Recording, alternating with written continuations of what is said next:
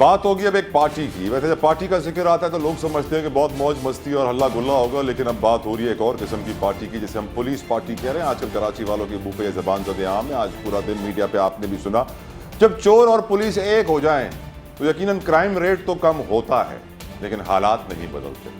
और अब जो वाकया कराची में पेश आया है, जिसमें DSP उमैर तारिक बेचारी पकड़े गए हैं, और यकीनन उनकी जब इंकशाफात का सिलसिला शुरू हो गया है, अब एक के बाद एक खबरें आ रही हैं। स्टूडियो में मुझे ज्वाइन किया है एक बड़े सीनियर सहाफ़ी नदीम खान साहब ने। Nadeem, thank you so very much.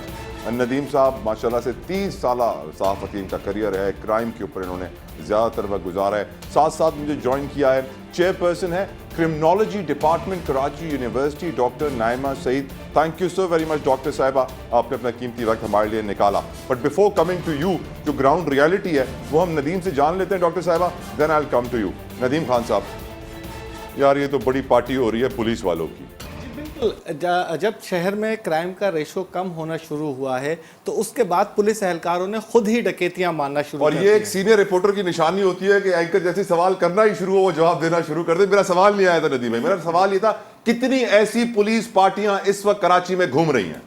देखिए, दर्जनों पुलिस पार्टियां ऐसी हैं जो प्राइवेट एहलकारों के साथ प्राइवेट गाड़ियों में छापे मारने का सिलसिला जारी रखे हुए हैं। अगर सिर्फ मैं डिस्ट्रिक्ट वेस्ट की ही बात करूं तो डिस्ट्रिक्ट वेस्ट में तकरीबन 1 दर्जन से ज़ायद मुकदमात जो है वो दर्ज हो चुके हैं पुलिस एहलकारों पर, जिन्होंने वर्दियों में मलबूस होकर सरकारी असलहे के साथ वारदातें की हैं। लेकिन ये सिर्फ एक वारदात है कि जिसके मुलजिमान का सुराग लगाया गया। सिर्फ एक वारदात है जिसमें मुलविस ये एक DSP है और SSP के जो है इसमें उसकी भी मावनत थी। जो इंक्वायरी रिपोर्ट है वो 34 सफ़हात पर मुश्तमिल रिपोर्ट आई है DIG वेस्ट की, जिसमें खासे इंकशाफात हुए हैं। और यही नहीं, इन एहलकारों ने जो उस घर से नकद रकम लूटी थी उसमें से 85 लाख रुपए अभी तक रिकवर नहीं हो सके हैं, और कुछ जेवरात हैं जो अभी बरामद होना बाकी हैं। इसके अलावा इन DSP साहब के कारनामों का सिलसिला अब शुरू हुआ है। जब मीडिया पर ये चीज़ मंजर आम पर आई है तो उसके बाद अब्दुल रशीद नामी एक शख्स मंजर आम पर आया, जिसने बताया कि इसकी सिगरेट की दुकान है DHA फेज 6 में, जिसको इन्होंने लूटा था। DIG को शिकायत करने पर SP के पास भेजा गया और SP ने इन्हीं DSP उमैर तारिक के पास उनको भेजा, जिस पर इन्होंने ये कहा कि इतना सामान नहीं लूटा गया है। बिलाखिर इन्होंने 30,000 रुपये कैश दिए और 50,000 रुपये की उनको सिगरेट वापस करके ये कहा कि आप इस मामले को ख़त्म कर दें। नदीम, पूरा सिस्टम मुलविस है या सिर्फ एक DSP का ही नाम लेंगे आप? पूरा सिस्टम अगर तलहा आप मुझसे अगर पूछते हैं तो मैं ये कहूंगा कि इसमें पूरा पुलिस का सिस्टम मुलविस है। क्योंकि कैसे SSP की नाक के नीचे एक DSP पूरे शहर में डकैतियां करता रहा था। आपने कहा दर्जनों ऐसी पार्टियां हैं, और मेरी भी रिपोर्ट है कि 50 से 100 के दरमियान ऐसी पुलिस पार्टियां हैं जो रेडे मारने के लिए ढूंढ रही होती है, बकरा ढूंढ रही होती है। मालूम पड़ जाए कैश कहां पर है, वहां पर रेड मारेंगे, कैश अपनी जेब में ले लेंगे और बोलेंगे हम तुम्हें माफ करते हैं, हमें और इतने पैसे दो। फिर डॉक्टर साहब को तो गुफ्तगू में शामिल करते हैं। Doctor Naima, thank you very much. ये मुझे बताइए, पाकिस्तान में स्पेशली कराची में, सॉरी, अब क्योंकि पुलिस वाले आपके बहुत सारे शागिर्द हैं, ये पुलिस चोर क्यों बन गई मैडम? ये चोर आज से नहीं बनी है जनाब। ये जो है वो मतलब मैं कहूँ कि कहानी जो है वो कोई नई नहीं है ना, ये पहला वाकया है और ऐसा महसूस नहीं होता है कि ये आखिरी वाकया होगा। ये इसकी पूरी हिस्ट्री है। पुलिस जो है वो आप देखें, आमतौर पर लोग पुलिस के कोई भी वाकया हो जाता है, कोई हादसा, कोई इंसिडेंट, तो आमतौर पर पब्लिक पुलिस से राब्ता करने में हिचकिचाती है। तो उसकी कुछ तो वजूहात होंगी ना, यकीनी तौर पे यही वजूहात होंगी। वो आपका जो सिस्टम है, जो कोर्ट वगैरह जो है, अदालती निज़ाम है, वो तो एक तरफ है, वो एक अलग कहानी है, वो एक पेंडोरा बॉक्स जो है वो बिल्कुल अलग है। लेकिन पुलिस का जहाँ तक ताल्लुक है, ये कोई पहला वाकया नहीं है और ये कोई पहला एहलकार नहीं है कि जिसने ये जो है वारदात की है। यकीनन एक सिस्टम, एक मुस्तहकम सिस्टम मौजूद है जो कि पैरेलल काम कर रहा है, और पुलिस से जो है पब्लिक की जो दूरी है वो ऐसे ही तो नहीं है। यकीनी तौर पे ये ऐसे वाकया, ये तो डॉक्टर साहिबा, what is to be done? What is to be done? हमें अब आगे का रास्ता बताइए।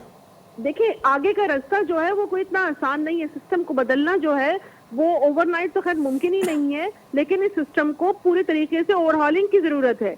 इस सिस्टम को देखने की जरूरत है। ये जो DSP है ये अचानक तो नहीं आ गया, ये किसी सिस्टम के तहत आया। इसमें उन इदारों का भी तो किरदार आप देखें कि जिन्होंने इसको सिलेक्ट किया, जो इसको सिलेक्ट करके जो है, या इस पुलिस जैसे अहम महकमे में इसको यहाँ पे डिप्यूट किया गया, इसको सिलेक्शन हुआ, एक कमीशन के जरिए सिलेक्शन होता है कि हमारे यहाँ जो है वो कोई किसी किस्म का कोई चेक एंड बैलेंस नहीं है कि वो शख्स, उसका कैरेक्टर क्या है, वो किस तरह की वारदातों में मुलविस रहा है। ये इस शख्स की भी पहली वारदात नहीं होगी, यकीनन इसका एक क्रिमिनल बैकग्राउंड होगा। और शायद मैं अगर यहाँ पे ये कहूँ कि वो बैकग्राउंड ही इसके सिलेक्शन की वजह बना है तो कुछ ज्यादा गलत नहीं होगा। कि सलाहियतें, ये स्किल्स जो हैं वो उसकी इस महकमे में आने की वजह बनी है। यहाँ ज्यादा बेहतर तरीके से वो जो है वो अपना काम कर सकता है, यहाँ बेहतर तरीके से जो है वो सिस्टम को सपोर्ट कर सकता है। तो ये अफसोस का मुकाम है कि इसको सिलेक्ट करने वाले जो इदारे हैं, वो मुंतखब करने वाले जो अफराद हैं, उन पे भी सवालिया निशान है कि उन्होंने एक ऐसे शख्स को कैसे कर लिया।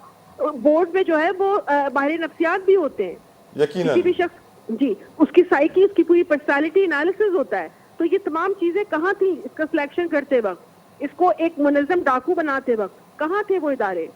और मैं ये सोचने पर मजबूर भी हूँ, मैडम नदीम से पूछते हैं, हमारे साथ स्टूडियो में हमारे सीनियर रिपोर्टर मौजूद है। नदीम साहब, अब कोई आईजी साहब परेशान हुए हैं, कोई पुलिस में हरकत आई है, कोई काली भेड़ों को निकालेंगे, या फिर उनको एक को यही हैरत की बात नहीं होगी कि अगर यही डीएसपी अदालत से बाइज्जत बरी होके आ जाए?